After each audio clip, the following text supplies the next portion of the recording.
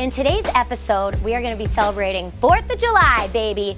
Woo! Proud to be American. We're gonna be making grilled beer can chicken. And of course, the recipe calls for you to drink a little bit of the first part of your beer, so bottoms up.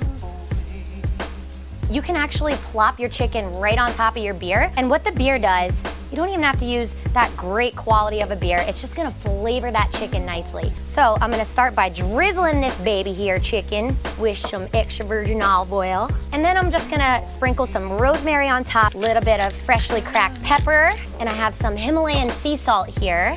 Now I'm just gonna rub this here on this here chicken.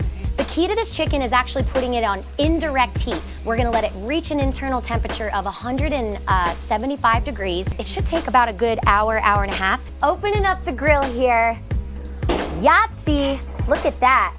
Golden brown, that's exactly what we want. The inside of this oven here is about 350, 375 degrees, so we're really cooking that chicken. We're trying to get it to that internal temperature of 175 degrees. Happy 4th of July.